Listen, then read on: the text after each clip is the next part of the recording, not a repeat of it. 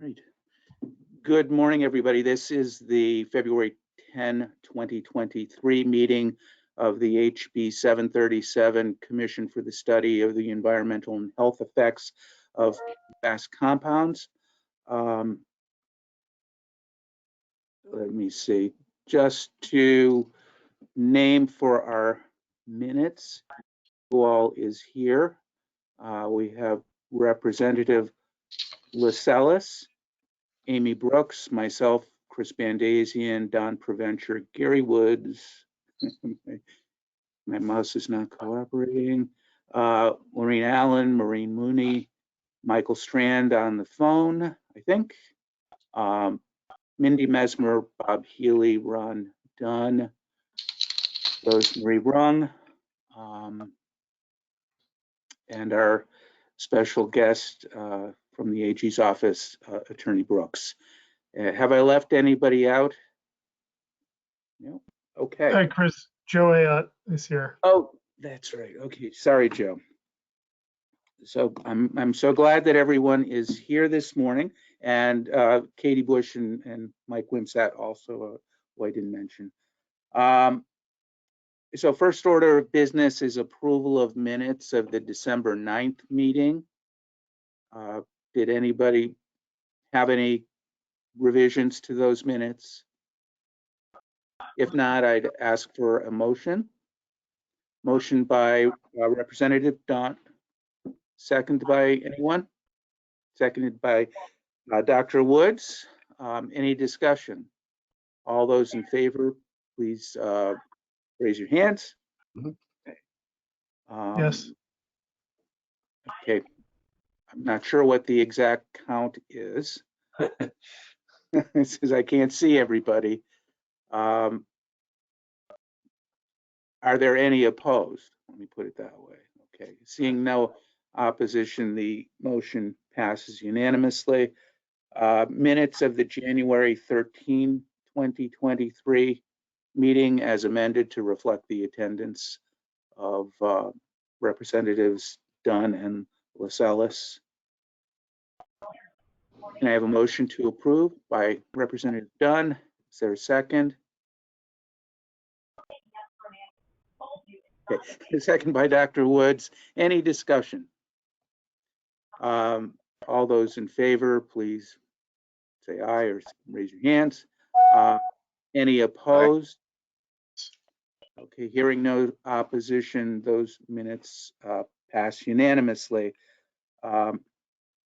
Bringing us to our conversation with Deputy or Senior Assistant Attorney General, Chief of the Environmental Protection Bureau, Attorney Brooks, who has been working in the trenches now with this problem that we've been dealing with as communities and as a commission for many years now.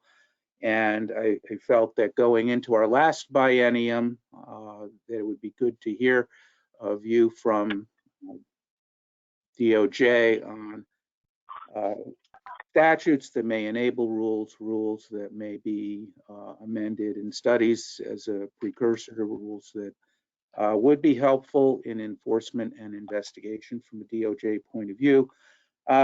Also to discuss other hazardous waste sites that we're not as familiar with. This is the St. Gobain site, as well as inside and outside of the groundwater management zone, as well as potentially overlapping inconsistent EPA new regulations. So I will open it up to Attorney Brooks for his input. Well, thank you for that, and thank you for having me here with you. I know many of you, but not all of you. So I'll be here to answer any questions that you have that I can't answer. Obviously, there are many that I can't if they involve litigation, and I know that's frustrating, but that is just the reality that I have to deal with. But you did mention legislation, things that may be helpful in terms either of statutory support or maybe statutes that provide for rulemaking authority. And I'd start off there, I suppose, by thanking many of you and for the legislature for helping us already get some of the tools that we wanted to have in place in proposed legislation We'll be implementing some of those. I think those would be very helpful.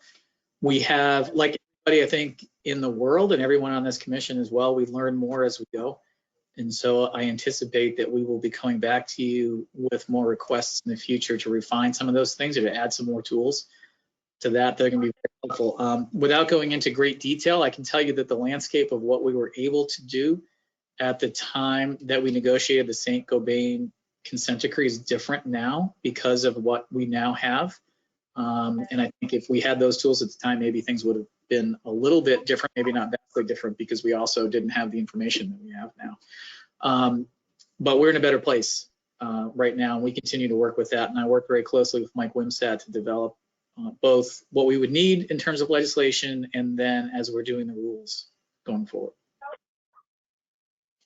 Are there any thoughts or comments about any legislative actions or proposals or anything else that anyone has?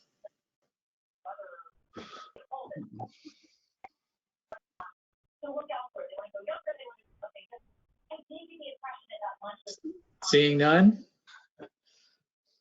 Chris, what do you think it would be helpful for me to address next? I didn't attend the last meeting, so I'm not sure what people had, what concerns people had or what they want to focus on. Well, I think there are a lot of concerns about areas slightly beyond the GMZ and responsibility for that. I think, well, there are concerns about sites within the GMZ that Saint-Gobain is not taking responsibility for because of other contaminants, as well as PFOA, which would be the most obviously connected contaminant, and what the degree that you can speak to those two areas of responsibility. I think that would be helpful. I'm sure you're painfully familiar with the overall kind of landscape of this area. So there's a inner boundary where we have pretty saturated waterline extensions. There's what I'll call the ring or the donut, some people say, where we continue to work, and then there's beyond the outer boundary. When beyond the outer boundary, Saint-Gobain is still liable for anything that would have been over the prior standard, and there's nothing that waives any private right of action, but we cannot pursue them for anything based solely on a standard that is now lower than it was before. Within the ring, we continue to work every day. I just saw an email, I believe today, from Mike Wimsatt's group talking about some issues about how to move the ball forward on Saint-Gobain. I had a very brief call yesterday on this. It's literally every day. I now, in my life, probably like all of us, it's hard to imagine a time before COVID, and it's hard to imagine a time before PFAS. It's there all the time. So we continue to work on that. We are, going to have those communications, and they will be public. I'm going to leave it maybe to Mike to update you on exactly kind of where we are on those programs, but we continue to have conversations with them about how this moves forward and are preparing both things. We're preparing how to move forward when we have consensus and agreement and cooperation to be efficient and to make sure we're doing the best thing. And we're also preparing that if we don't get what we need to get, that we're going to take some other pathways if that's what's necessary. Like, do you have anything specific that you'd like to add about that? I know we have some of those issues that are going on right now. Okay. Mindy, I see your hands up, and I apologize. I can't see everybody on my screen. It's probably just because I'm not as facile with this as I could be. So if I don't recognize you, please speak up. And Representative Lascelles, you're on the phone, so you would have to speak up, obviously. Go ahead, Mindy. Thank you. Thank you, Chairman.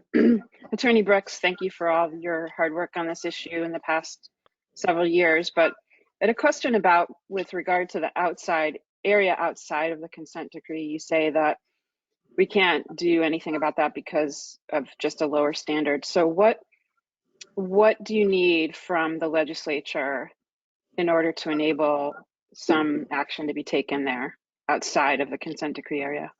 Unless I misunderstood what you said.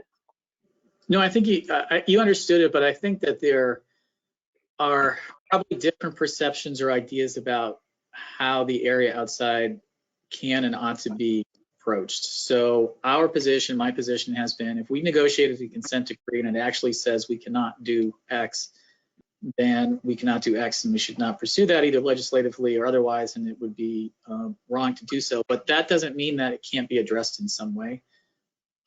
This is my personal perspective. I'm not speaking for the agency or for DOJ when I say this, but a lot of the focus, I think, has been in the area outside the consent decree has been on legislation that's going to make it either required or easier, I suppose, for the Attorney General's office or someone else to bring claims in that area. Again, I believe most of that's precluded by the consent decree. I wouldn't be asking to change that. But because it is left open to private citizens, one thing you may want to consider is what legislation would those folks want that puts them on a level playing field when they have to bring their claims. And I think for the most part right now, they're in the same position as any other plaintiff in a tort action. And but if you want to consider, if you felt that there was an inequity there, you could consider how to remedy that outside of the Attorney General's office or the agency process. A follow-up question. So with respect to the consent decree, you probably can't answer this question, but I'm going to ask anyway. As you know, I've raised some concerns about the basis by which that line was drawn.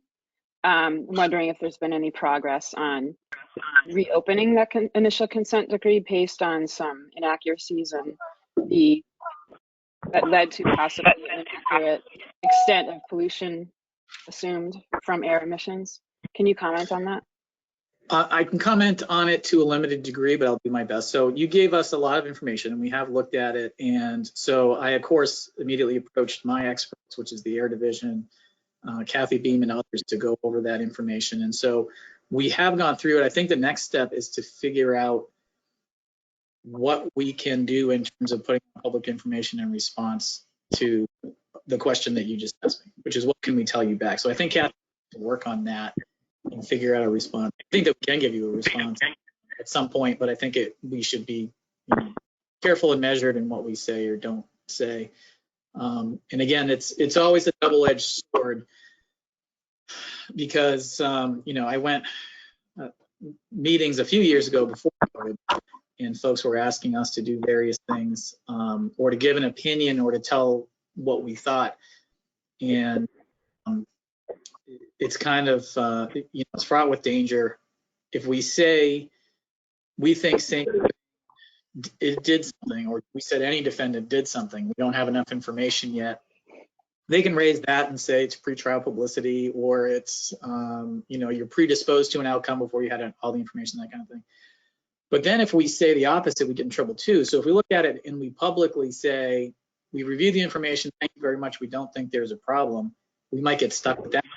And later on, we smarten up and realize there really was a problem, and now that information's out there. So we have to be cautious, and I know that we'll try to figure out to communicate something to the commission.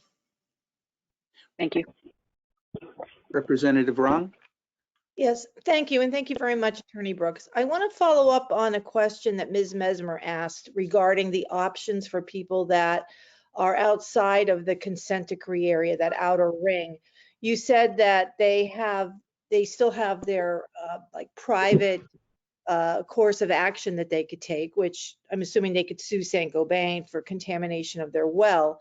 But that can be kind of extreme for those people. If you look at, let's say, an elderly couple that are on the opposite side of the street from the outer boundary limit, for them to take on Saint-Gobain really is not realistic for their circumstance.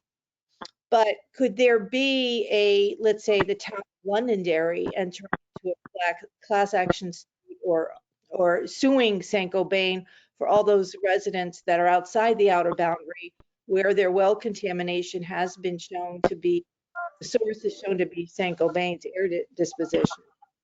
Is that a course? I'm just trying to think, since it's not the consent decree that's protecting them, and a private suit may be unrealistic for them, what other choices do they have?